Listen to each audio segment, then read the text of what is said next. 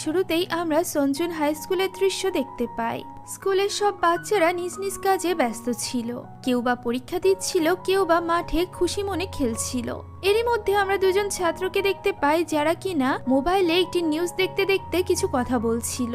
আজ থেকে 1 বছর আগে হঠাৎ করেই আকাশে কিছু পার্পল কালারের বল দেখা যায়, যেগুলো দেখে প্রথমে তো সকলে অনেক ঘাবড়ে গিয়েছিল, কিন্তু পরবর্তীতে বিভিন্ন পরীক্ষা নিরীক্ষার মাধ্যমে জানা যায় যে এই বলগুলোতে এমন কিছু নেই যার দ্বারা পৃথিবীর কোনো ক্ষতি হতে পারে। তবুও আর্মির লোকেরা বিভিন্ন রকমের আক্রমণ করে এই বলগুলোকে নষ্ট করার চেষ্টা করে, কিন্তু এতে তারা ব্যর্থ হয়, বরং এতে করে ওই বলগুলোর সংখ্যায় আরো বেশি বেড়েই চলেছিল, যে কারণে এই আক্রমণ বন্ধ করে দেওয়া হয় এবং আস্তে আস্তে পরিস্থিতি সামলে যায়, সবকিছু স্বাভাবিক হয়ে যায়। মানুষের কাছে এই বলগুলো এখন আর ভয়ঙ্কর কিছু লাগতো না, তবে তারা তো জানতোই না যে ভবিষ্যতে এই বলগুলো তাদের জন্য কি বিপদ ডেকে আনতে চলেছে। এখন আমরা ইয়নজুং নামক একজন ছেলেকে দেখতে পাই, যে কিনা বাস থেকে নেমে সরাসরি চলে যায় ক্যাফেতে এবং সেখানে গিয়ে গেম খেলতে শুরু করে। সেখানে তারই 2 ক্লাসমেট আসে এবং তার সাথে বন্ধুত্ব করার চেষ্টা করে, তবে ইয়ংজুনের এই ব্যাপারে কোনো ইন্টারেস্টই ছিল না, কেননা সে তার ক্লাসের টপার ছিল, আর এই কারণেই পড়াশোনা বাদে আর কোনো কিছুতেই তার কোনো ইন্টারেস্ট ছিল না। অন্যদিকে আমরা একটি আর্মি ক্যাম্প দেখতে পাই, যেখানে একটি বড় গোলাকৃতির ওই পার্পল কালারের বলকে ঘিরে আর্মিরা দাঁড়িয়েছিল। এটাই পৃথিবীতে পড়া প্রথম পার্পল বল ছিল। তাদের মনে হয় যে এর ভেতর কিছু একটা নড়ছে, যে কারণে কমান্ডার সেখানে একটি ব্লাস্ট করায়, যার ফলে সেখান থেকে বের হয়ে আসে বেগুনি কালারের রশ্মি এবং ভেসে আসে মনস্টারের গর্জন। তখনই দৃশ্য পরিবর্তিত হয় এবং আমরা সঞ্জুন স্কুলের 3rd গ্রেডের ক্লাস দেখতে পাই। এই স্টুডেন্টরাই সম্প্রতি বিভিন্ন কলেজে অ্যাডমিশন দেওয়ার জন্য প্রস্তুতি নিচ্ছিল। এখানে ক্লাস টিচার তাদেরকে বিগত পরীক্ষার রেজাল্ট দিচ্ছিল। এরই মধ্যে তাকে ইমার্জেন্সি মিটিং এর জন্য ডেকে নেওয়া হয়, যেখান থেকে আসার পর টিচার তাদের সকলের উদ্দেশ্যে বলে যে এই বছর আর তাদের কলেজের অ্যাডমিশন পরীক্ষা হবে না, সেটা আগামী বছর হবে। যেহেতু এই বছর ওই পার্পল বল নিয়ে অনেক বেশি রিস্ক রয়েছে, তাই তাদেরকে মিলিটারি ট্রেনিং দেওয়া হবে, আর এর বদলে তাদেরকে এক্সট্রা পয়েন্টও দেওয়া হবে যখন তারা কলেজে অ্যাডমিশনের জন্য পরীক্ষা দিবে। সকলে এই কথা শুনে হতাশ হওয়ার সাথে সাথে অনেক বেশি টেনশনেও পড়ে যায়, কেননা এখন পড়াশোনার পাশাপাশি তাদের মিলিটারি ট্রেনিংও গ্রহণ করতে হবে। এখন টিচার বাইরে যাওয়ার আগে তাদেরকে একটি অ্যাডমিশন ফর্ম দেয়, যেখানে তাদের বাবা মায়ের স্বাক্ষরের প্রয়োজন, আর এরপর টিচার বাইরে গিয়েই অনেক বেশি ঘাবড়ে যায়। আমরা বুঝতে পারি যে ব্যাপারটা যতটা সহজ মনে হচ্ছিল ঠিক ততটা সহজ নয়, এখানে নিশ্চয়ই কিছু না কিছু লুকানো রয়েছে।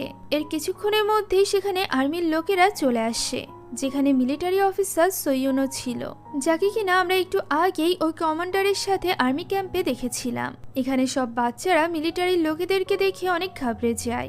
যাই হোক, এখন ওই রাতে বাড়ি ফিরে সকল স্টুডেন্টরা বাবা মার কাছ থেকে ওই ফর্মে সাইন করিয়ে নেয়, যেখানে জিনহা নামক একজন স্টুডেন্ট কিছুতেই এই আর্মি ট্রেনিং নিতে চাচ্ছিল না, কিন্তু তার মা তাকে জোর করে ট্রেনিং নেওয়ার জন্য পাঠিয়ে দেয়। এখন পরদিনই সকল স্টুডেন্টরা কাপড় চোপড় নিয়ে স্কুলে পৌঁছে যায়, কেননা এখন থেকে এখানে থেকেই তাদের ট্রেনিং করতে হবে। ক্লাসে সৈয়ুন আসে এবং সকলকে উদ্দেশ্য করে বলে যে আজ থেকে সেই তাদের লিডার। সেখানে বিভিন্ন স্টুডেন্টদের বিভিন্ন দায়িত্ব দিয়ে দেয়, যেমন ক্লাস মনিটরকে সিনিয়র ট্রেনি বানিয়ে দেয় এবং সং নামক আরেকজন ছেলেকে সকলের ভিডিও করার দায়িত্ব দেয়। আর এরপর ছেলে এবং মেয়েদের আলাদা আলাদা রুমে থাকার ব্যবস্থা করে দেওয়া হয়। এখানে সকলে এই ব্যাপারটা নিয়ে খুশি ছিল যে তারা সকলে এক্সট্রা পয়েন্ট পাবে এই মিলিটারি ট্রেনিং এর মাধ্যমে। এটা তাদের কাছে কোনো পিকনিকের থেকে কোনো অংশে কম ছিল না, তবে তাদের এই খুশি বেশিক্ষণ টেকে না।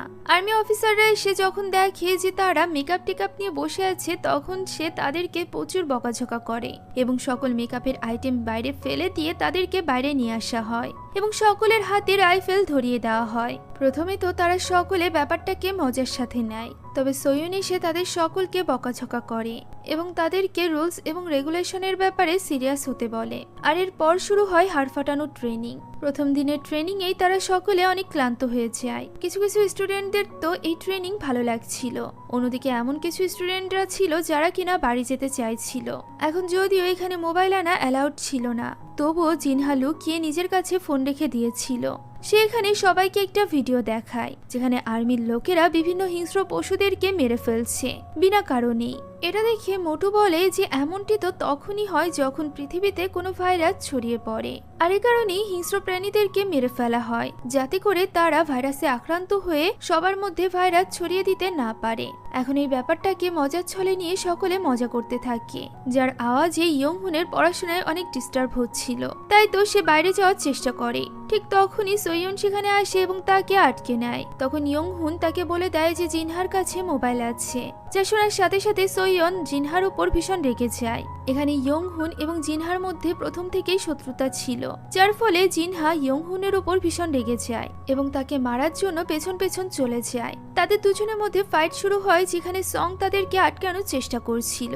এরই মধ্যে হঠাৎ করে সেখানে একটি পার্পেল বল এসে পড়ে এবং দেখতে দেখতেই তার মধ্য থেকে একটি বড় মনস্টার বের হয়ে আসে, যে কিনা সাথে সাথে ইয়ংহুনকে সেখানেই খেয়ে ফেলে। আর এরপর সে সংকে আক্রমণ করতেই যাচ্ছিল, ঠিক তখনই সোয়ন সেখানে চলে আসে এবং তাদেরকে বাঁচিয়ে ভেতরে নিয়ে আসে।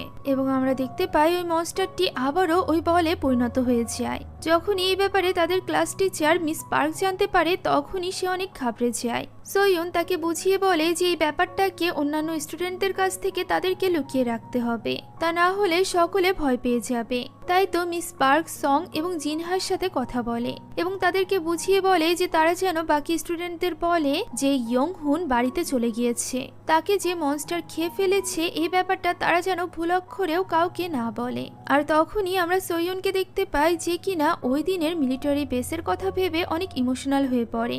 কেননা প্রথম যখন ওই মনস্টার তাদের সামনে বের হয়ে এসেছিল, তখন তার অনেক সাথীকেই তার সামনেই মরে যেতে হয়েছিল। আর এই ব্যাপারটা ভেবে সে এখনো অনেক কষ্ট পায়। এখন পরদিন যখন মিস পার্ক আবারও স্কুলে আসছিল, তখন সে নিউজের মাধ্যমে জানতে পারে যে গত রাতে পুরো পৃথিবীতে মোট 30টা পার্পেল বল পড়েছিল। যে ব্যাপারটা কমান্ডার জানার পর দ্রুত স্টুডেন্টদের ট্রেনিং দিয়ে তাদেরকে প্রস্তুত করতে বলে, তা না হলে ওই মনস্টারের সাথে তারা লড়াইয়ে পেরে উঠবে না। স্টুডেন্টদেরও এই বলগুলো পড়ার ব্যাপারে জানানো হয়, তবে তারা তো জানতোই না যে এই বলের মধ্যে ছিল ভয়ঙ্কর মনস্টার। এখন ট্রেনিং শুরু হয়ে যায় এবং সকল স্টুডেন্টরা কষ্ট করে হলেও মন দিয়ে ট্রেনিং করতে থাকে।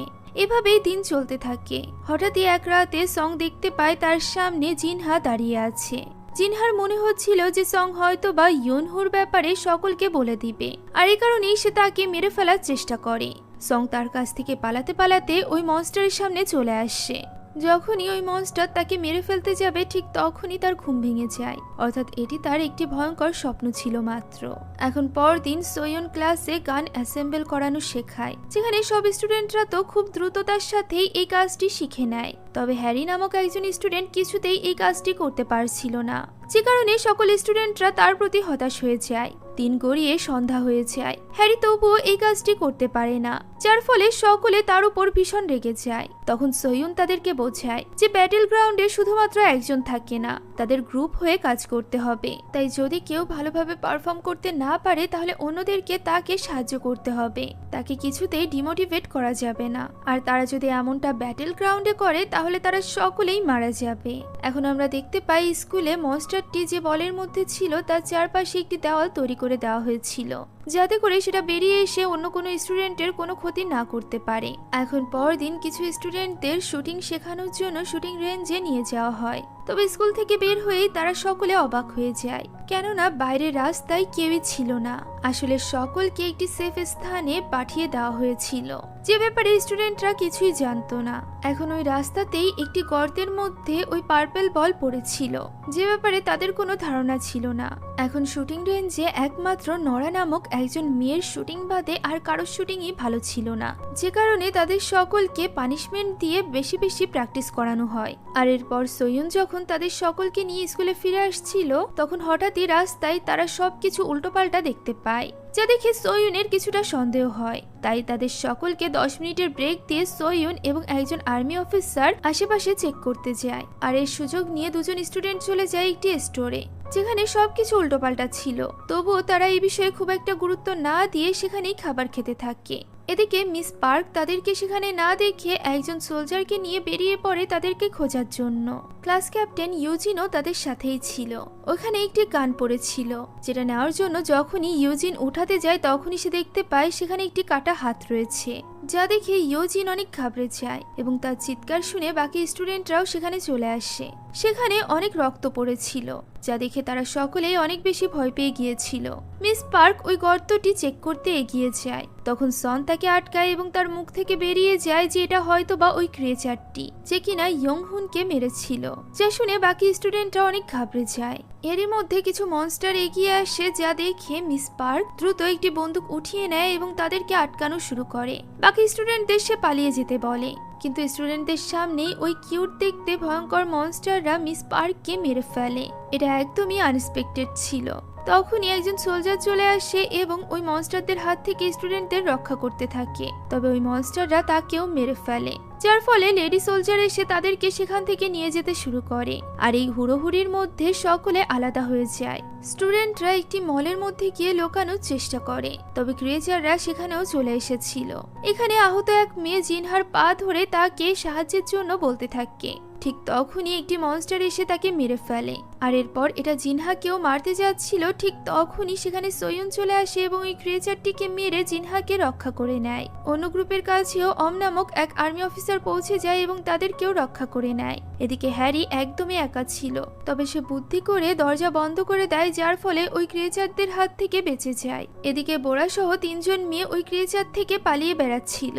হঠাৎই তার মধ্যে থেকে একজন মেয়ের পা ওই ক্রিয়েচার ধরে ফেলে। ঠিক তখনই লেডি আর্মি অফিসার সেখানে আসে এবং ওই ক্রিয়েচারটিকে মেরে ফেলে, কিন্তু হঠাৎই অন্য একটি ক্রিয়েচার ওই লেডি অফিসারকে তাদের সামনেই মেরে ফেলে, যার ফলে ওই মেয়েটি এতটাই ঘাবড়ে যায় যে সে গাড়ির মধ্যে ঢুকে নিজেকে লক করে নেয়। বোরারা তাকে দরজা খোলার জন্য বলার পরও সে দরজা খোলে না, ফলে জীবন বাঁচাতে বোরা এবং অন্য মেয়েটি একটি ফোন বুথের মধ্যে গিয়ে নিজেদেরকে লক করে নেয়। তবে সেখানে থাকা সাইরেন ভুলবশত তাদের হাত লাগায় বেজে ওঠে, যার ফলে সকল ক্রিয়েচাররা তাদের কাছেই চলে আসে এবং ওই কাঁচ ভাঙার চেষ্টা করতে থাকে।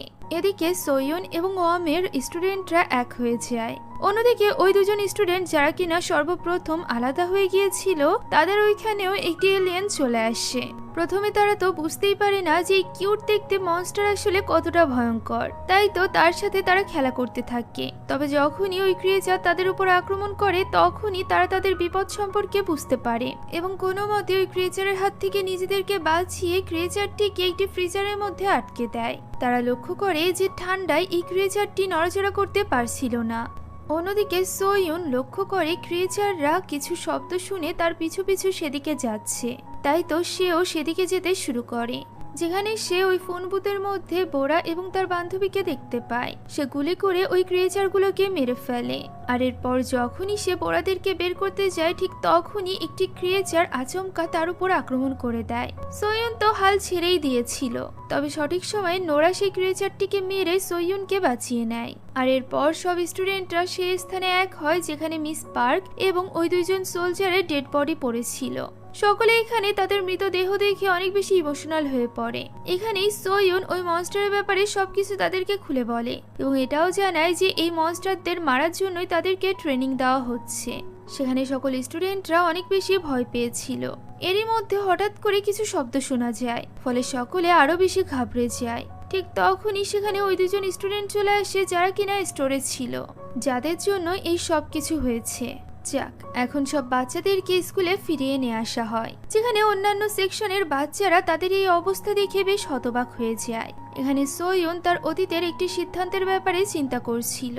প্রথম দিকে দেখানো আর্মির বেস ক্যাম্পে ঘটা ওই ঘটনার পর সোয়ুনকে তার সিনিয়র অফিসার ডেকে পাঠায় এবং তাকে ওই বাচ্চাদেরকে ট্রেনিং দেওয়ার ব্যাপারে বলে, কেননা এখন যে পরিস্থিতি হয়ে দাঁড়িয়েছে তাতে সিভিলিয়নদের সাহায্য ছাড়া তারা এই পরিস্থিতি মোকাবেলা করতে পারবে না। যদিও সোয়ুন এই ব্যাপারে প্রথম দিকে রাজি হয় না, কেননা 3rd গ্রেডের স্টুডেন্টরা যথেষ্ট ছোট ছিল, তবে পরবর্তীতে তাকে বাধ্য হয়ে রাজি হতে হয়, কেননা এছাড়া তাদের হাতে আর কোনো অপশনও ছিল না। আর এই সিদ্ধান্তের কথা ভেবেই সোয়ুনের এখন আফসোস হচ্ছিল, কেননা তার এই সিদ্ধান্তের জন্যই আজ এই বাচ্চাগুলো এত বড় বিপদের সম্মুখীন হয়েছিল। এদিকে এই ঘটনায় স্টুডেন্টরা অনেক বেশি ঘাবড়ে গিয়েছিল। তারা সিদ্ধান্ত নেয় যে তারা আর এখানে থাকবে না। তখন সোয়ুন তাদেরকে বোঝায় যে এখন এই স্কুলে তাদের জন্য সবচেয়ে বেশি নিরাপদ স্থান। বাইরে কোথায় কোথায় ওই পার্পেল বল পড়েছে সেই ব্যাপারে কেউই জানে না, আর এই কারণেই বাইরে বের হলে তাদের জীবনে ঝুঁকি থাকতে পারে। সেই সাথে তাদের বাবা মাকে নিরাপদ স্থানে পাঠিয়ে দেওয়া হয়েছে, তাই বাবা মাকে নিয়ে চিন্তা করার কোনো কিছু নেই। তবে এখন আর স্টুডেন্টরা সোইউনকে বিশ্বাস করতে পারছিল না, তাই তো রাতের ট্রেনিং এর পর তারা সিদ্ধান্ত নেয় যে তারা তাদের বাবা মাকে খুঁজতে বেরিয়ে যাবে। অন্যদিকে আমরা দেখতে পাই ছোট ছোট ক্রিয়েচারদের উপর বিভিন্ন রকমের এক্সপেরিমেন্ট চালানো হচ্ছিল, যেখানে আর্মিরা জানতে পেরেছিল যে ছোট ক্রিয়েচারগুলোকে গুলি এবং গ্যাসের মাধ্যমে মারা পসিবল, কিন্তু বড় ক্রিয়েচারদেরকে তো তা দিয়েও মারা পসিবল না। এদিকে স্টুডেন্টরা জানালা দিয়ে পালানোর চেষ্টা করে, তবে মোটুর মাধ্যমে কিছু শব্দ হয়ে যায় যার ফলে তারা ধরা পড়ে যায়, আর এই কারণেই সকল স্টুডেন্টদের শাস্তি দেওয়া হয়। এখন যেহেতু তারা সেখান থেকে পালাতে পারেনি, তাই তারা সিদ্ধান্ত নেয় যে তারা বাকি স্টুডেন্টদেরও এই সকল ব্যাপারে জানিয়ে দিবে, যাতে করে সকলে মিলে এক হয়ে কিছু একটা করতে পারে। যে পরিকল্পনা সেই কাজ, তারা সকলকে এই ব্যাপারে জানিয়ে দেয়, যা শোনার পর তারা সকলে এক হয়ে যায় এবং এখান থেকে বাইরে যাওয়ার জন্য জেদ করতে থাকে। সোলজাররা তাদেরকে আটকাতে পারছিল না। এরই মধ্যে হঠাৎ করে আবারও একটি পার্পেল বল সেখানে এসে পড়ে, যা দেখে তারা প্রথমে তো হতবাক হয়ে যায়, আর এরপর দেখতে দেখতেই ওই পার্পেল বল থেকে ছোট ছোট ক্রিয়েচাররা বের হয়ে এসে তাদের উপর আক্রমণ করতে থাকে। সোলজাররা তাদেরকে দ্রুত স্কুলের ভেতরে চলে যেতে বলে এবং নিজেরা ওই ক্রিয়েচারদেরকে মারতে শুরু করে। তবে ক্রিয়েচাররা স্টুডেন্টদের সাথে সাথে সোলজারদেরও অনেককে মেরে ফেলে। দেখতে দেখতে সেখানে আরো কয়েকটি পার্পেল বল পড়ে, যার ফলে ক্রিয়েচারের মাত্রা আরো বেশি বেড়ে যায়। এই সব কিছু দেখে জিনহা অনেক শকড হয়ে যায়, যেখানে সান তাকে বাঁচিয়ে নেয়। এদিকে হারিও লুকিয়েছিল, যেখানে একজন ছেলে তাকে সাহায্য করতে আসলে ওই ছেলেটিকেই মনস্টার আটকে নেয়, ফলে হারিরও এবার ভয়ের বাঁধ ভেঙে যায় এবং সে নিজ হাতে ওই মনস্টারটিকে মেরে ফেলে। এখানে নোরাও গুলি চালিয়ে অনেকগুলো মনস্টারকেই মেরে ফেলে। এরপর তারা কোনো মতে স্কুলের ভেতরে চলে আসে, যদিও ক্রিয়েচাররা তখনও চেষ্টা করছিল স্কুলের ভেতরে প্রবেশ করার। তাদের সকলের মনে হচ্ছিল যে তারা হয়তো বা আর বাঁচতে পারবে না। ঠিক তখনই সেখানে সোইয়ুন চলে আসে এবং তাদেরকে কভার করে ট্রাকের মধ্যে উঠিয়ে নেয়। এখন আর স্কুল নিরাপদ ছিল না, আর এই কারণেই তাদের নিরাপদ স্থানে নিয়ে যাওয়ার ব্যবস্থা করা হচ্ছিল। এখন গাড়িতে ওঠার সময় একজন মেয়ে স্লিপ করে নিচে পড়ে যায়। ঠিক তখনই একটি মনস্টার তার উপর আক্রমণ করে। সোইয়ুন গাড়ি থামিয়ে দেয় এবং মেয়েটিকে বাঁচানোর জন্য নামতে চায়, তবে ওয়াং তাকে বোঝায় যে একটি প্রাণ বাঁচাতে বাকি বাচ্চাদেরকে সে ঝুঁকিতে ফেলতে পারে না। আর এরপর তারা অনেক কষ্টে সেখান থেকে রওনা দেয়। এই ঘটনায় সোইয়ুন আরো বেশি ভেঙে পড়েছিল। এখন স্কুলের সাথে সাথে পুরো শহরের অবস্থা একই রকম ছিল, সব জায়গায় ওই ক্রিয়েচারে ছেয়ে গিয়েছিল।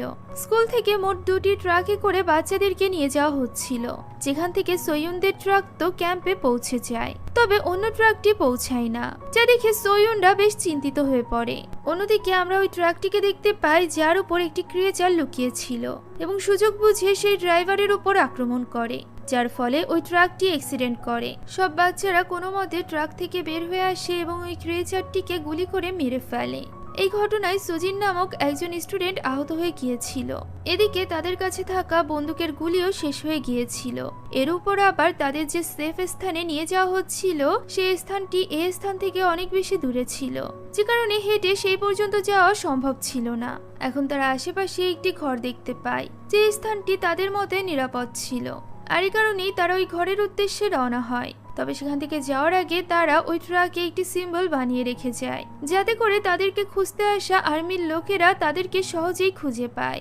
এখন এদিকে সোইয়ুন ওই বাচ্চাদেরকে বাঁচাতে যেতে চাইছিল, তবে তার সিনিয়র এই ব্যাপারে মোটেও রাজি হয় না, কারণ এমন পরিস্থিতিতে ট্রাকের গুরুত্ব অনেক বেশি, আর সামান্য ওই বাচ্চাদেরকে বাঁচাতে গিয়ে সে একটি ট্রাকের বিসর্জন দিতে পারবে না। একথা শুনে সোইয়ুনের অনেক বেশি রাগ হয়, তবে সে কিছুই করতে পারে না।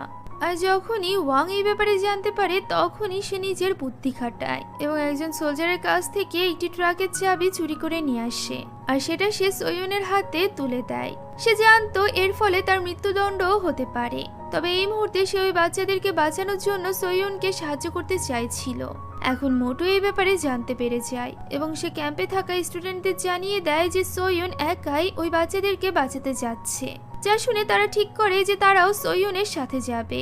যদিও কিছু স্টুডেন্টরা এই ব্যাপারে রাজি হচ্ছিল না, কেননা এতে করে তাদের পরীক্ষায় মাইনাস পয়েন্ট আসতে পারে। তাদের এমন কথা শোনার পর জিনহার প্রচন্ড রাগ হয়। এদিকে আমরা ওই বাকি বাচ্চাদেরকে দেখতে পাই যারা কিনা ওই বাড়িতে পৌঁছে গিয়েছিল, তবে সুজিনের অবস্থা খুবই খারাপ ছিল, যে কারণে তারা ওই বাড়িতে ঔষধ খুঁজতে থাকে।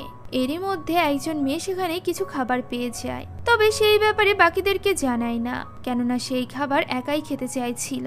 তাই তো সে ওই স্ন্যাক্স নিয়ে বাইরে চলে যায় এবং লুকিয়ে লুকিয়ে সেটা খেতে থাকে। এরই মধ্যে সে সেখানে একটি ক্রিয়েচারকে দেখতে পায় যে কিনা তার দিকেই তাকিয়েছিল। হঠাৎ করে ওই ক্রিয়েচারটি তার উপর আক্রমণ করে বসে। সে দৌড়াতে দৌড়াতে আবারও ওই বাড়িতে ফিরে আসে। বাকি বাচ্চারা যখন ওই ক্রিয়েচারটিকে দেখতে পায় তখন তারা দ্রুত ঘরের ভেতরে চলে আসে এবং জানালা দরজা সবকিছুই লক করে দেয়। এরপরও ক্রিয়েচারটি কোনোভাবে বাড়ির ভেতরে প্রবেশ করে, যদিও তাদের ভাগ্য ভালো ছিল যে এখানে একটাই মাত্র এলিয়েন ছিল। এখন এদিকে আমরা সৈয়নকে দেখতে পাই যে কিনা ট্রাক চালিয়ে তাদের দিকে এগোচ্ছিল। হঠাৎই সে ট্রাকের পেছনে আওয়াজ শুনতে পেয়ে দেখতে পায় যে সেখানে সব স্টুডেন্টরা রয়েছে। সে তাদেরকে ক্যাম্পে ফিরে যেতে বলে, তবে তারা বলে যে অবাধ্য হওয়ার জন্য তাদের তো শুধুমাত্র মার্কি কাটবে। তবে সৈয়ন যদি সেখানে যায় তাও আবার ভাইকেল চুরি করে, তাহলে তো তার মৃত্যুদণ্ড পর্যন্ত হতে পারে। সে যখন এই ব্যাপারটার কেয়ার করছে না তখন তারা কেন কেয়ার করবে? কথা শুনে সৈয়নের তাদের জন্য বেশ গর্ববোধ হয় যে তারা কতটা সাহসী হয়ে গিয়েছে। এখন অন্যদিকে ওই বাড়িতে দুটো গ্রুপ দুই রুমে আটকা পড়ে গিয়েছিল, যেখানে সং সেখান থেকে পালানোর ব্যাপারেই ভাবছিল। তাই তো সে জানালার ফাঁকা দিয়ে বের হয়ে আসে এবং দেখতে পায় গ্যারেজে একটি গাড়ি রয়েছে। আর এই ব্যাপারে সে জ্যাং সহ অন্য রুমের বাচ্চাদেরকেও জানায়। এখন তারা চাইলেও দরজা দিয়ে বের হতে পারবে না, কারণ দরজার সামনেই এলিয়েন রয়েছে। আর এই কারণেই জ্যাং সংকে একটি টুল আনতে বলে জানালা কাটার জন্য। সং-ও চুপি চুপি গ্যারেজে চলে যায় টুল আনার জন্য।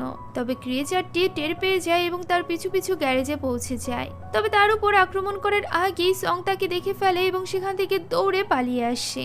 বাকিরা তার চিৎকার শুনে বুঝে যায় এবং তাকে ভেতরে নিয়ে নেয়। আর এরপর টিভিতে একটি চিৎকার চেঁচামেচিওয়ালা মুভি চালিয়ে দিয়ে তারা তাদের কাজ শুরু করে দেয়, যাতে করে ক্রিয়েচারটি ওই রুমের দিকেই আকৃষ্ট হয়, জানালা কাটার দিকে নয়। আর এরপর তারা কোনো মতে জানালা কেটে দৌড়ে চলে যেতে যায় গ্যারেজের দিকে। তবে ততক্ষণে ওই মুভি শেষ হয়ে যায়, যার ফলে এলিয়েন বুঝতে পারে এবং আবারও তাদের পিছে পড়ে যায়। এখানে তারা অনেক কষ্টে এলিয়েনের হাত থেকে বেঁচে ওই গ্যারেজে গিয়ে পৌঁছায়। তবে তখনও পর্যন্ত এলিয়েন তাদের পিছু ছাড়েনি। এখন সবাইকে বাঁচতে হলে যে কোনো একজনকে আত্মবলিদান দিতে হতো, অর্থাৎ কাউকে একটা এখানে থেকে আওয়াজ করে ওই এলিয়েনকে নিজের পিছে লাগিয়ে রাখতে হবে, যাতে করে বাকিরা এখান থেকে পালিয়ে যেতে পারে। জাং চাইছিল এই কাজটি আহত মেয়েটি অর্থাৎ সুজিন করুক, কিন্তু সুজিন এই ব্যাপারে রাজি হয় না। আর এরপর তারা একটি কাঠির গেম খেলে, যার হাতে সবচেয়ে ছোট কাঠিটা উঠবে সেই আত্মবলিদান দিবে। এখানে নামি নামক একজন ছেলের হাতে সবচেয়ে ছোট স্টিকটা ওঠে, তবে সে সেটা সবাইকে দেখাতে ভয় পাচ্ছিল। তবে জ্যাং যেহেতু নামির অনেক ভালো বন্ধু ছিল, তাই সে ইচ্ছাকৃতভাবেই লুকিয়ে নিজের স্টিকটি ভেঙে ফেলে এবং সবাইকে মিথ্যা বলে যে সেই এই গেমটি হেরে গিয়েছে। সবার এখানে জ্যাংকে রেখে যেতে খুবই খারাপ লাগছিল, তবে এছাড়া তাদের কাছে আর কোনো উপায়ও ছিল না। এদিকে আমরা সৈয়নদেরকে দেখতে পাই, যারা কিনা ওই স্থানে পৌঁছে গিয়েছিল যেখানে ওই ট্রাকটি উল্টে গিয়েছিল। তারা সেখানে ওই তীর চিহ্নটি দেখতে পায় এবং বুঝে যায় যে বাকি স্টুডেন্টরা আশেপাশে কোথাও একটা লুকিয়ে রয়েছে। এরই মধ্যে সেখানে অনেক ক্রিয়েচার চলে আসে এবং তাদের উপর আক্রমণ করতে শুরু করে। অন্যদিকে জ্যাং বাইরে গিয়ে আওয়াজ শুরু করে, যার ফলে বাকি স্টুডেন্টরা সেখান থেকে পালিয়ে যেতে সক্ষম হয়, যদিও তাদের জ্যাংয়ের জন্য অনেক খারাপ লাগছিল। এদিকে জ্যাং পালানোর চেষ্টা করেও ওই এলিয়েনের সাথে পেরে ওঠে না। এক সময় ওই এলিয়েন তার উপর আক্রমণ করে তাকে মারতেই যাচ্ছিল, ঠিক তখনই সেখানে নামি এসে গ্যাস স্প্রে করার মাধ্যমে এলিয়েনটিকে ফ্রিজ করে দেয়। নামি এখানে থেকে গিয়েছিল কেননা জ্যাং তাকে বাঁচানোর জন্যই আত্মবলিদান দিয়েছিল, আর এই কারণেই সে জ্যাংকে বাঁচানোর জন্য এখানে থেকে গিয়েছিল। আর এই দুজনই সেই দুজন স্টুডেন্ট ছিল যারা কিনা ওই সুপার শপে গিয়েছিল, যে কারণে তারা জানতো এই এলিয়েনদেরকে ফ্রিজ করে দেওয়া সম্ভব। তবে তারা এটা জানতো না যে এলিয়েনরা বেশিক্ষণ ফ্রিজ থাকে না। তারা নিশ্চিন্তে সেখান থেকে চলে আসছিল। তবে এরই মধ্যে এলিয়েনটি আনফ্রিজ হয়ে যায় এবং তাদের উপর আক্রমণ করতে পিছু পিছু চলে আসে। সঠিক সময়ে সেখানে সৈয়ন চলে আসে এবং তাদেরকে বাঁচিয়ে নেয় এবং নোরা ওই এলিয়েনটির উপর গুলি করে তাকে মেরে ফেলে। এখন পরদিন সকাল হতে হতে তারা সকলে ওই ক্যাম্পে ফিরে আসে, যেখানে ওয়াং তাদেরকে দেখে অনেক খুশি হয়ে যায়। এদিকে সিনিয়র অফিসার যখন জানতে পারে যে সোইয়ন তাকে না বলে ভাইকেল নিয়ে গিয়েছিল, সেই সাথে স্টুডেন্টের জীবনও ঝুঁকিতে ফেলেছিল, তখন সে সোইয়নের উপর ভীষণ রেগে যায়। তবে সে তাকে কিছুই বলতে পারে না, কেননা সোইয়ন সবাইকে বাঁচিয়ে ফিরিয়ে নিয়ে এসেছিল। সেই সাথে ওই ট্রাকেরও কিছু হয়েছিল না। যাক, এখন এভাবেই দিন অতিবাহিত হতে থাকে। সকল স্টুডেন্টরা আরো বেশি পারদর্শী হয়ে উঠছিল। তাদের এখন এই ক্যাম্পের জীবন ভালো লাগছিল। তারা সকলে এখন স্ট্রং ফাইটারে পরিণত হওয়ার চেষ্টা চালিয়ে যাচ্ছিল। আর্মি ড্রেস পরাই এখন আর তাদেরকে স্কুলের স্টুডেন্ট মনে হচ্ছিল না। এদিকে সুজিনও এখন অনেকটা সুস্থ হয়ে গিয়েছিল। তবে এতদিন অতিবাহিত হওয়ার পরও হারির এখনো পর্যন্ত কোনো ভালো বন্ধু হয়েছিল না, যে কারণে বোরা তাকে বুলি করতে শুরু করে। তখনই নোরা সেখানে চলে আসে এবং বলে যে সে হ্যারির ভালো বন্ধু। যাই হোক, এখন সময় এসে গিয়েছিল স্টুডেন্টদের মাঠে নামানোর, কেননা এখন ছোট পার্পল বলের সাথে সাথে মাঝারি সাইজের পার্পল বলও নিচে পড়ছিল, যার মধ্যে থেকে 30 থেকে 40% তো আর্মির লোকেরা নষ্ট করে ফেলেছিল। তবে সেই সাথে আর্মির অনেকেই মারা গিয়েছিল, যে কারণে এখন লোক সংখ্যা কম হওয়ার কারণে তাদের এখন ওই সকল স্টুডেন্টদের প্রয়োজন ছিল যাদেরকে তারা এতদিন যাবৎ ট্রেনিং দিয়ে আসছিল। আর এই ব্যাপারে দায়িত্ব দেওয়া হয় আবারও সোইয়নকে। সোইয়ন যখন স্টুডেন্টদের এই ব্যাপারে জানায় তখন তারা অনেক বেশি ঘাবড়ে যায়, কেননা আগামীকাল সকালেই তাদের এলিয়েনদের মারার জন্য বেরিয়ে পড়তে হবে। তারা এতে করে এতটাই চিন্তিত হয়ে পড়েছিল যে রাতে তারা ঠিকমতো ভাবে খাবার পর্যন্ত খেতে পারছিল না। এদিকে সোইয়ন বুঝিয়ে উঠতে পারছিল না যে সে কিভাবে স্টুডেন্টদের কাছ থেকে তাদের স্যাম্পল চাইবে। আসলে যুদ্ধে যাওয়ার আগে প্রত্যেক আর্মির সদস্যকে তার একটা নখ এবং চুল দিয়ে যেতে হয়, যাতে করে যুদ্ধের ময়দানে তারা মারা গেলে তাদের লাশ শনাক্ত করা যায়। ইউজিন সোইয়নের কথা শুনে ফেলে এবং ওই খামগুলো নিয়ে স্টুডেন্টদের কাছে দেয় এবং তাদের সকলকে স্যাম্পল দিতে বলে। কিন্তু তারা তো একথা শোনা মাত্রই ঘাবড়ে যায় এবং কিছুতেই স্যাম্পল দিতে রাজি হয় না। তারা ভাবতে থাকে যে কিছুদিন আগ পর্যন্ত তাদের জীবন কতটা সুন্দর ছিল, শুধুমাত্র পড়ালেখা, খাওয়া দাওয়া, খেলাধুলা এবং ঘুমানো। তবে এখন তাদের জীবন আর আগের মতো নেই। তবে সবচেয়ে বড় আশার আলো হলো তারা যত দ্রুত এই এলিয়েনদের শেষ করবে তত দ্রুতই নিজেদের বাবা মার কাছে ফিরে যেতে পারবে। আর এই আশা নিয়েই সকলে স্যাম্পল দিয়ে দেয়। তবে তারা চিন্তায় ঘুমাতে পারছিল না। ঠিক তখনই সোইয়ন এবং ওয়াং সেখানে চলে আসে। প্রথমে তো তারা তাদেরকে দেখে ঘাবড়ে যায়, কিন্তু পরবর্তীতে তারা যখন দেখতে পায় সোইয়ন এবং ওয়াং তাদের জন্য মজা মজা খাবারের ব্যবস্থা করেছে, তখন তারা অনেকটা খুশি হয়ে যায়। আসলে সোইয়ন এবং ওয়াং জানতো যে তারা টেনশনে আজ সারাদিনে কিছুই খেতে পারেনি, আর এই কারণেই তাদের ছোটখাটো পার্টির ব্যবস্থা করা হয়েছিল। তারা সেখানে খাবার খাওয়ার সাথে সাথে অনেক হাসি মজাও করে, যেখানে সোইয়নও তাদের সাথে যোগ দেয়। এখানে সোইয়ন সবাইকে প্রমিস করে যে সে তো জানে না এই যুদ্ধ কতদিন চলবে, তবে শেষ পর্যন্ত সে সকলের সাথে থাকবে। একথা শুনে সকলেই ইমোশনাল হয়ে পড়ে। এখন পরদিন সকালে লড়াইয়ের জন্য বের হওয়ার আগে সকলকে একটি এলিয়েন ডিটেক্টর মেশিন দেয়, যার মাধ্যমে জানা যাবে যে 1 কিলোমিটারের মধ্যে কোনো এলিয়েন আছে কিনা। এখন তারা গাড়ি নিয়ে যাওয়া শুরু করে। পথে অনেকগুলো গাড়ি থাকায় তাদের সেখানে নামতে হয় গাড়িগুলোকে সরিয়ে জ্যাম ক্লিয়ার করার জন্য। ওই সময় তারা ওই এলাকাটাও ভালো করে চেক করে দেখতে চায়। স্টুডেন্টরা সেখানে একটি বেন্ডিং মেশিন দেখে অনেক বেশি খুশি হয়ে যায় এবং সেখান থেকে ড্রিঙ্কস বের করে খেতে শুরু করে। ঠিক তখনই তাদের ওই এলিয়েন ডিটেক্টর মেশিনে কিছু নড়াচড়া দেখা যায়, যার ফলে তারা বুঝতে পারে আশেপাশে এলিয়েন রয়েছে। সোইয়ন চালাকি করে একটি গাড়িতে আওয়াজ করে সামনের দিকে ঠেলে দেয়। ঠিক তখনই সেখানে অনেকগুলো এলিয়েন চলে আসে। সকলে মিলে গুলি করে এলিয়েনগুলোকে মারতে শুরু করে। বেশ কিছু এলিয়েন ঘরের মধ্যে গিয়ে লুকিয়ে পড়ে। তাই তো তারা সকলে কয়েকটা গ্রুপে বিভক্ত হয়ে যায় এবং ঘরে ঘরে ঢুকে এলিয়েনদের মারতে শুরু করে।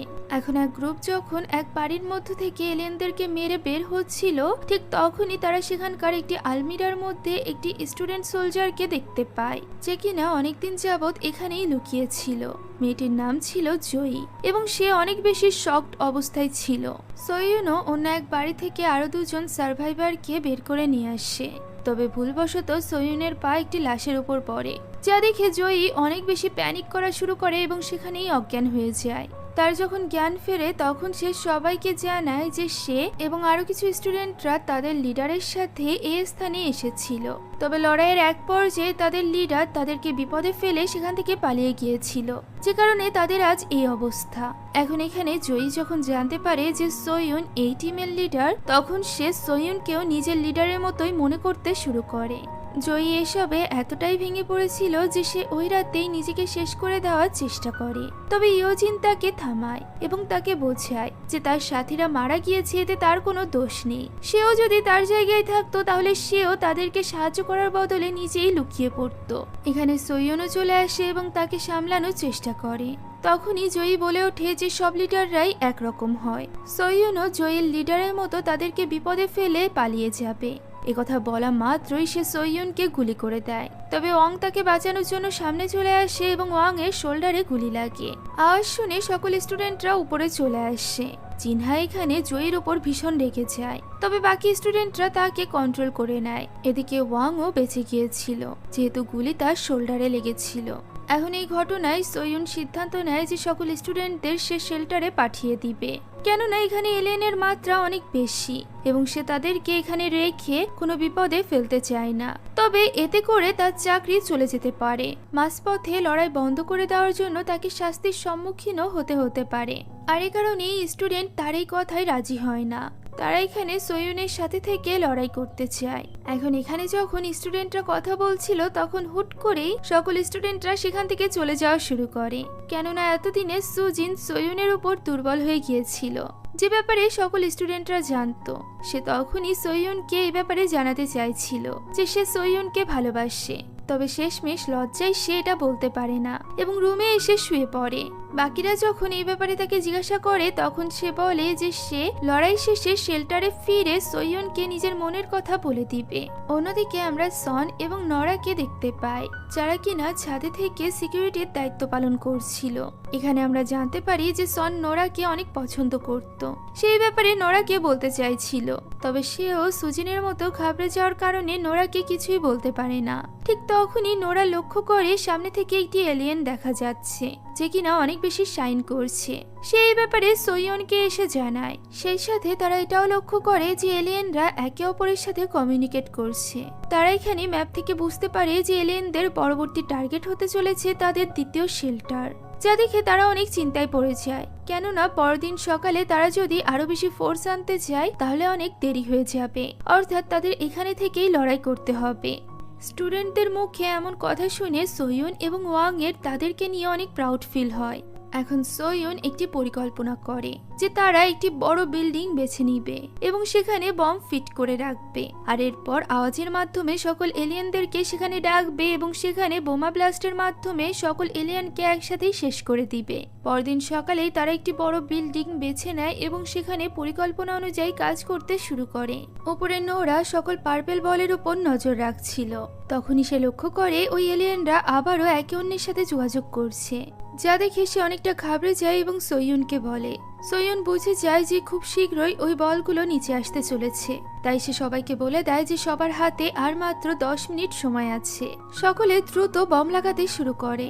অন্যদিকে আরেক গ্রুপ বাইরে স্পিকার নিয়ে গিয়ে গান চালু করে দেয়। সেই সাথে গাড়িতে ভাঙচুর করতে শুরু করে, যাতে করে ওই এলিয়েনরা শব্দ শুনে এই বিল্ডিং এর দিকে চলে আসে। আর এরপর তারা দৌড়ে পালিয়ে অন্য একটা বিল্ডিং এ চলে যায়। ভিতরে তখনও কিছু স্টুডেন্টরা ছিল যারা কিনা বম লাগিয়ে শেষ করে পারেনি।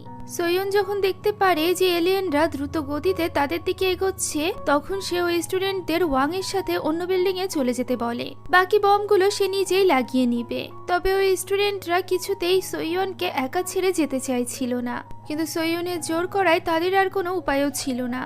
তাই তো অন্য একটা বিল্ডিং এ তারা চলে যায়। এদিকে সোইয়ন বম লাগিয়ে যখনই সেখান থেকে বের হতে যাচ্ছিল তখনই সে দেখতে পায় তাকে অলরেডি এলিয়েনরা ঘিরে ধরেছে। তাই তো সে সেখান থেকে বের হতে পারে না, বরং নিজেকে ওই বিল্ডিং এরই একটি রুমে লক করে নেয়। ওয়াকি টকের মাধ্যমে ওয়াং এর সাথে তার যোগাযোগ হচ্ছিল। সে যখন দেখে এলিয়েনরা বেশ কিছুক্ষণ এই বিল্ডিং এ এসেছে এবং খুব শীঘ্রই তারা এখান থেকে চলে যাবে, তখন সে ওয়াংকে বলে বমগুলো ব্লাস্ট করে দিতে। তবে এটা করলে ওই এলিয়েনদের সাথে সাথে সোইয়নও মারা যেত। আর এই জন্যই ওয়াং এবং স্টুডেন্টদের মধ্যে থেকে কেউই এ কথায় রাজি হতে চাচ্ছিল না। এখানে সুজিন তো ওয়াকি টকি নিয়ে কান্নায় ভেঙে পড়ে, কেননা সে সোইয়নকে প্রচন্ড ভালোবাসতো। সে এখানে সোইয়নকে মনে করিয়ে দেয় তার প্রমিসের কথা, যে সে তাদেরকে মাঝপথে ফেলে যাবে না, শেষ পর্যন্ত তাদের সাথে থাকবে। কিন্তু এই মুহূর্তে সোইয়নের হাতে আর কোনো সুযোগও ছিল না। ওয়াং এখানে চাইলেও ওই বাটনটি প্রেস করতে পারছিল না, কেননা ওই বিল্ডিং এ তার বেস্ট ফ্রেন্ড ছিল। আর এই কারণেই তার হাত কাঁপছিল। ওই মুহূর্তে ইয়োজিন লক্ষ্য করে যে এলিয়েনরা ওই বিল্ডিং থেকে বের হয়ে যাওয়া শুরু করেছে, তাই তো সে নিজেই ওই বাটনটি প্রেস করতে যায়। সকলে কান্নায় ভেঙে পড়েছিল। অন্যদিকে আমরা সোইয়ুনকে দেখতে পাই, যার কাজ পর্যন্ত এলিয়েন পৌঁছে গিয়েছিল। এলিয়েনরা তার উপর আক্রমণ করতে যাচ্ছিল, ঠিক তখনই আমরা সোইয়ুনের মুখে একটি হাসি দেখতে পাই। সে ওয়াকি টকিটি বন্ধ করে দিয়েছিল, আর ঠিক তখনই ওই বিল্ডিং এ একটি বড়সড় ধামাকা হয়। আর সেই সাথে সাথে এলিয়েনের সাথে সোইয়ুনও তাদের সবাইকে ছেড়ে চলে যায়। ব্যাপারটাই সকল স্টুডেন্টরা ভেঙে পড়েছিল, বিশেষ করে সুজিন। এখন এই ঘটনার বেশ কিছুদিন পরের দৃশ্য আমাদেরকে দেখানো হয়। সুজিন তখনও সোইয়ুনকে মনে করে উদাস হয়ে থাকতো। সেইখানে সোইয়ুনের দেওয়া লকেটটি দেখে এবং তার কথা মনে করতে থাকে। ঠিক তখনই সে সিটির আওয়াজ শুনতে পায়। আমরা মোটুকে দেখতে পাই যে কিনা সাইকেল চালিয়ে দ্রুত আসছিল। তার পেছনে অনেকগুলো এলিয়েন পড়েছিল। সকল স্টুডেন্টরা নিজ নিজ স্থানে থেকে ওই এলিয়েনগুলোকে মারতে শুরু করে। অর্থাৎ এটি তাদের ট্রিক যে একজন যাবে এবং শব্দ করে এলিয়েনদেরকে নিজেদের পেছনে নিয়ে আসবে, আর অন্যান্য স্টুডেন্টরা গুলি করে ওই এলিয়েনগুলোকে শেষ করে দিবে। সোইয়ুনের মৃত্যুর পর তারা সকলে অনেক বেশি স্ট্রং হয়ে গিয়েছিল এবং একজন একজনকে সাহায্য করেই বেঁচেছিল। এতে গেল ফাইটার টিমের ব্যাপার। এরপর আমরা সার্চ টিমকে দেখতে পাই, যারা কিনা বিভিন্ন স্থান থেকে খাবার এবং মেডিসিন সংগ্রহ করে নিয়ে আসতো। যাদের মধ্যে থেকে একজন স্টুডেন্ট ইয়োজিনকে জানায় যে ধীরে ধীরে খাবার এবং মেডিসিনের মাত্রা অনেক কমে যাচ্ছে। এভাবে তারা বেশি দিন সার্ভাইভ করতে পারবে না। যেহেতু খাবার অনেক কম ছিল, তাই অল্প খাবারেই বেশি দিন চালাতে হতো। এই কারণেই তাদের সবাইকে অল্প অল্প খেয়ে সার্ভাইভ করতে হচ্ছিল, যাতে করে খাবার বেশি দিন পর্যন্ত খেতে পারে। এই ব্যাপারটাই সবচেয়ে বেশি কষ্ট হচ্ছিল মোটুর, কেননা বেচারা তো পেট ভরে না খেতে পারলে কিছুই ভালো লাগতো না। এখন খাওয়া শেষে তারা সেই সকল ফাইটারদের সম্মান জানায় যারা কিনা এই ফাইটে মারা গিয়েছিল, যার মধ্যে তাদের টিচার মিস পার্ক এবং সোইয়ুনও ছিল। এখন সম্মান জানানো শেষে মোটু সকলের হেয়ার স্টাইল করা শুরু করে। সে খুব সুন্দর করে সকলের হেয়ার স্টাইল করে দিচ্ছিল, যেখানে সাংকে খুবই হ্যান্ডসাম লাগছিল। সে সাথে বোরাও নিজের চুল কেটে ছোট করে ফেলে, তাকেও অনেক সুন্দর লাগছিল। আর এটা দেখে নোরাও সেখানে বসে যায় নিজের চুল কেটে ছোট করার জন্য।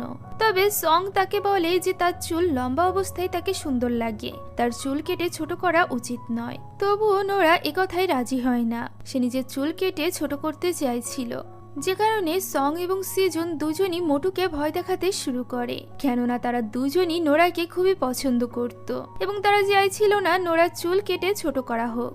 যে কারণে মোটুও ভয় পেয়ে যায় এবং নোরাকে বলে তার কাঁচি নষ্ট হয়ে গিয়েছে, ফলে সে নোরার চুল কাটতে পারবে না।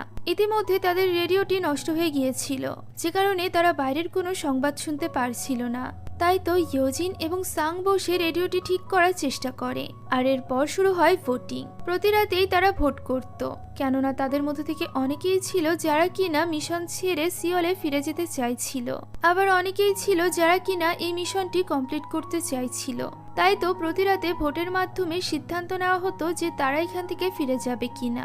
প্রতিবারের মতোই এবারও এখানে থেকে যাওয়ার পক্ষে ভোট বেশি হয়, যার ফলে সেখানে একটি ছোটখাটো ঝগড়া শুরু হয়ে যায়। তখন তাদেরকে শান্ত করার জন্য সাং সবার উদ্দেশ্যে বলে যে সোইয়ুন তাদের জন্যই জীবন দিয়েছে, যাতে করে এই মিশনটি কমপ্লিট হয়। তাই তাদের সকলের এখানে থেকে মিশনটি কমপ্লিট করা উচিত।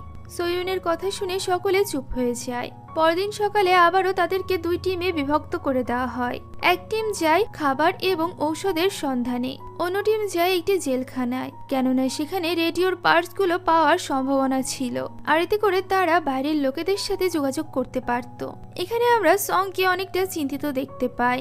সেটা নিয়ে চিন্তিত ছিল যে নোরা যদি সোজনকে হ্যাঁ বলে দেয়। আর ঠিক তখনই আমরা গত রাতের একটি দৃশ্য দেখতে পাই, যেখানে মোটুর সাথে মিলে সং খাবার চুরি করতে গিয়েছিল, কেননা তাদের পেটে অনেক ক্ষুধা ছিল। ঠিক তখনই সেখানে সোজন চলে আসে। সোজন এখানে তাদেরকে বলে যে সে অনেকটা ভয় পাচ্ছে। তার প্রতিদিনই মনে হয় যে আজই হয়তো বা তার শেষ দিন, আর এই কারণেই সে যে কোনো ভাবে নোরাকে নিজের মনের কথা বলে দিতে চায়। যা শোনা মাত্রই সং অনেকটা শকড হয়ে যায়, কেননা সেও তো নোরাকে পছন্দ করত। এখন এরই মধ্যে নোরা সেখানে চলে আসে এবং সোজন নোরাকে তার মনের কথা বলার চেষ্টা করে, তবে সে সাহস করে উঠতে পারে না, যা দেখে সং অনেক খুশি হয়ে যায়। তবে তার এই খুশি বেশিক্ষণ টেকে না, কেননা সাহস করে সোজুন ঠিকই নোরাকে তার মনের কথা বলে দেয়, যা শুনে নোরা হতবাক হয়ে যায়। সোজুন আরও বলে যে মিশন শেষ হওয়ার পর তারা দুজন গার্লফ্রেন্ড বয়ফ্রেন্ড হতে পারে। নোরা যেন ভেবেচিন্তে তার উত্তর দেয়।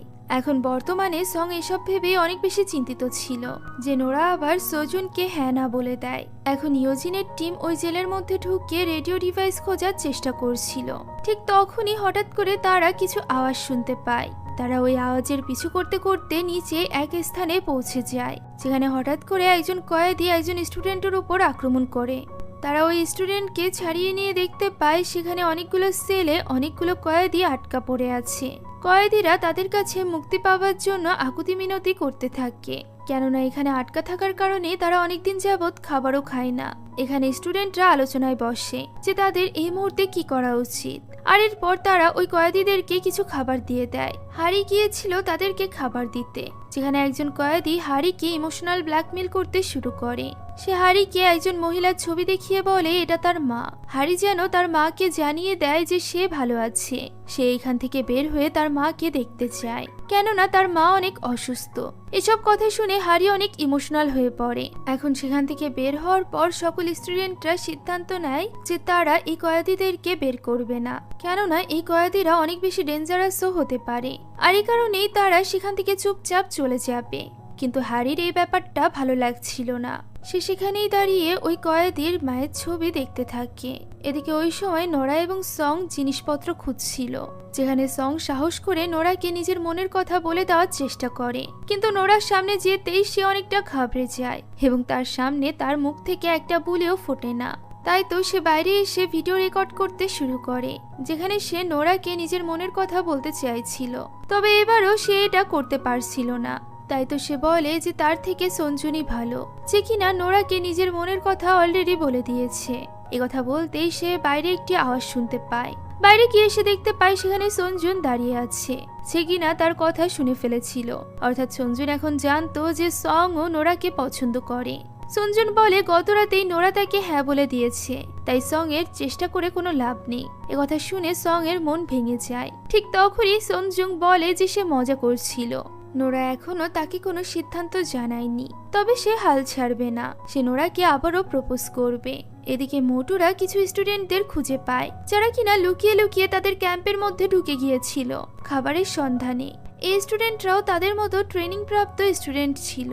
তবে এই মুহূর্তে তারা আর তাদের মিশনের জন্য কোনো রকম কাজ করছে না, কারণ তারা জানতে পেরেছে যে পরীক্ষায় ভালো পয়েন্ট পাওয়ার জন্য তারা এত কষ্ট করছে, সেই পরীক্ষা এই বছর হবেই না। যা শোনা মাত্র মোটু সহ সকলে শকড হয়ে যায়, কেননা তারা তো এই ব্যাপারে কিছু জানতোই না।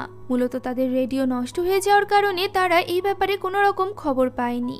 এখন ওই অন্য গ্রুপের স্টুডেন্টদের মধ্য থেকে একজন স্টুডেন্ট তাদের রেডিওটি চেক করে এবং দেখতে পায় যে রেডিওটি ইচ্ছাকৃতভাবেই কেউ নষ্ট করেছে। যে ব্যাপারে জানার পর মোটুরা বুঝে যায় যে এটা তাদের গ্রুপেরই কেউ একজন করেছে। অন্যদিকে আমরা হারিকে দেখতে পাই, যে কিনা লুকিয়ে লুকিয়ে ওই কয়েদিকে মুক্ত করতে চলে যায়, যে কিনা তাকে ইমোশনাল করে দিয়েছিল।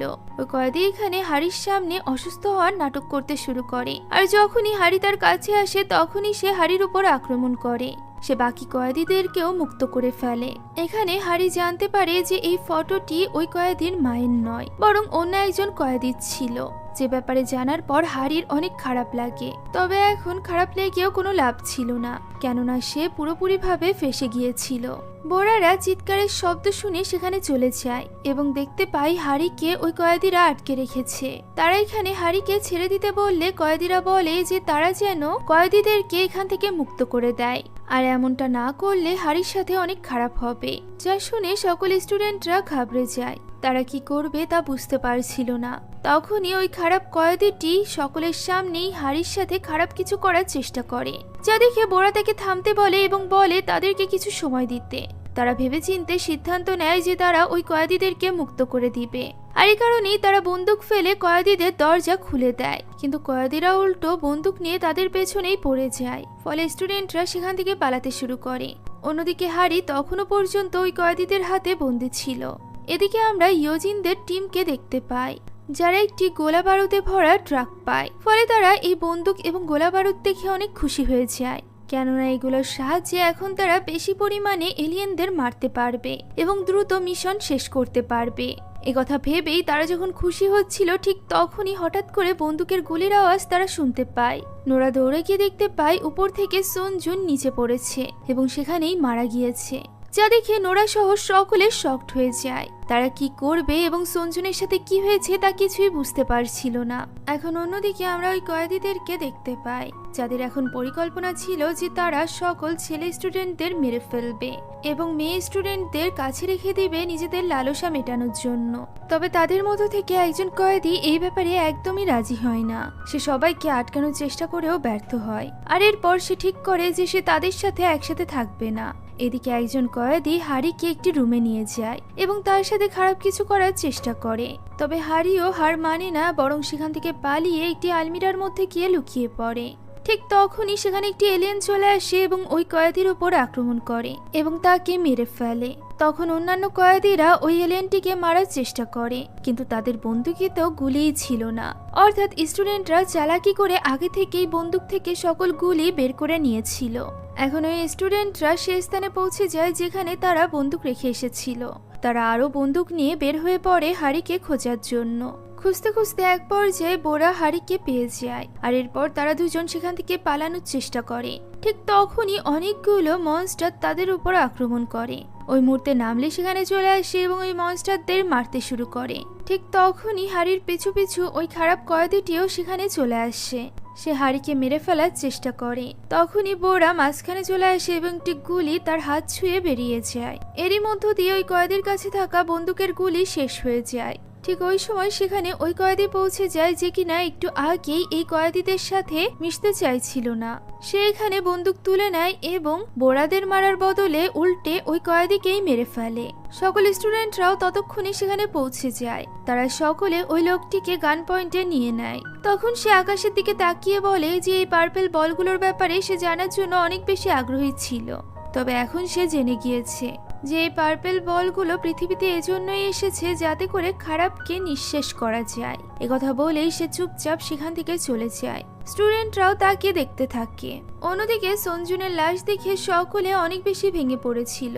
এখানে সুজিন তার পকেটে ভোটিং এর কার্ডগুলো খুঁজে পায়, যা দেখে তারা বেশ অবাক হয়। আর এরপর তার লাশকে ক্যাম্পে ফিরিয়ে আনা হয়। যখন অন্যান্য স্টুডেন্টরা দেখতে পায় যে সঞ্জুন মারা গিয়েছে, তখন তারা অনেকটা ভেঙে পড়ে। সেই সাথে তারা এখন এটাও জেনে গিয়েছিল যে সঞ্জুন, জিনহা এবং ইয়োজিন মিলে ভোটিং এর কাগজগুলো পরিবর্তন করে দিত, কেননা তারা চাইছিল না যে তারা এইখান থেকে মিশন না শেষ করে ফিরে যাক। শুধুমাত্র তাই নয়, সেই সাথে তারা এটাও জানতো যে সিসেটের ওই এক্সাম বন্ধ করে দেওয়া হয়েছে, আর এটা যাতে বাকি স্টুডেন্টদের কানে না পৌঁছাতে পারে এই কারণেই তারা ইচ্ছাকৃতভাবে রেডিও ডিভাইসটি নষ্ট করে দিয়েছিল। তারা মূলত সকল স্টুডেন্টদের মিশনে আটকে রাখার জন্যই এই কাজগুলো করছিল, কেননা তারা জানতো যে তারা যদি এখান থেকে রওনা দেয় সিওলের উদ্দেশ্যে, তাহলে এর কোনো গ্যারান্টি নেই যে তারা সেখানে পৌঁছাতে পারবে। পথে তারা ওই এলিয়েনদের শিকারে পরিণত হতে পারে, আর এই কারণেই তারা চাইছিল এখানে থেকেই মিশনটি কমপ্লিট করতে। যে ব্যাপারে জানার পর সকল স্টুডেন্টরা তাদের উপর ভীষণ খেপে যায়। এদিকে আমরা মিয়নহুকে দেখতে পাই যে কিনা অনেক ভালো একজন স্টুডেন্ট ছিল। সে তার ক্লাসে সবসময় সেকেন্ড হতো। তার জীবনের একটাই লক্ষ্য ছিল যে ওই পরীক্ষায় পাশ করে ভালো একটা ইউনিভার্সিটিতে ভর্তি হওয়া, কেননা তার বাবা মা অনেক কষ্ট করে তাকে পড়াশোনা করাতো। এমনকি তার বাবা মার আর্থিক অবস্থা এতটা খারাপ ছিল যে সারাদিন কাজের পর তারা সারা রাত ব্যথায় ছটফট করত। আর এই কারণেই সে যে কোনো ভাবে নিজেকে প্রতিষ্ঠিত করতে চাইছিল। তবে এখন যখন সে জানতে পারে যে ওই পরীক্ষা বন্ধ করে দেওয়া হয়েছে এবং এই বছর তারা ইউনিভার্সিটিতে যেতে পারবে না, তখন সে অনেকটা ভেঙে পড়ে। তার সেখানে থাকা প্রত্যেক স্টুডেন্টের উপরই ভীষণ রাগ হচ্ছিল। এদিকে স্টুডেন্টদের মধ্যেও অনেক ঝামেলার সৃষ্টি হয়ে গিয়েছিল। তারা সকলে এক হয়ে ইয়োজিন, জিনহা এবং নামির উপর ভীষণ রেগেছিল। তারা তাদেরকে এখন আর বন্ধু মনে করছিল না। সকলে পরদিন সকালে সিওলের উদ্দেশ্যে রওনা হয়, কারণ এখন আর কেউই এই মিশনটি কমপ্লিট করতে চাইছিল না। এখন এভাবেই চলতে চলতে 2-3 দিন পার হয়ে যায়। তারা সকলেই হতাশার সাথে হেঁটে যাচ্ছিল। হঠাৎই সামনে কিছু লাশ দেখে তারা থমকে যায়। এই লাশগুলো ওই স্টুডেন্টদের ছিল যারা কিনা তাদের ক্যাম্পে ঢুকেছিল খাবার নেওয়ার জন্য। আর স্টুডেন্টদের এভাবে নির্মমভাবে মরে পড়ে থাকতে দেখে তারা বেশ অবাক হয় এবং বুঝতে পারে যে এই স্টুডেন্টরাও এলিয়েনের শিকার হয়েছিল। এখন তারা সকলে আস্তে আস্তে করে পাশে থাকা একটি অ্যামিউজমেন্ট পার্কে গিয়ে রেস্ট নেয়। সেখানে তারা বেশ কিছু খাবারও পেয়ে যায়। সকলে মিলে খাবার খাচ্ছিল। দূরে বসেছিল ইয়োজিন, জিনহা এবং নামি। তাদেরকে এভাবে দেখে মোটর অনেক খারাপ লাগে। সে বাকিদেরকে বোঝায় যে তারা যা কিছু করেছে তা তাদের ভালোর জন্যই করেছে, আর এখন তাদের সকলের ওই তিনজনকে ক্ষমা করে দেওয়া উচিত এবং তাদেরকেও খাবার দেওয়া উচিত, কারণ তাদেরও হয়তোবা খিদা লেগেছে।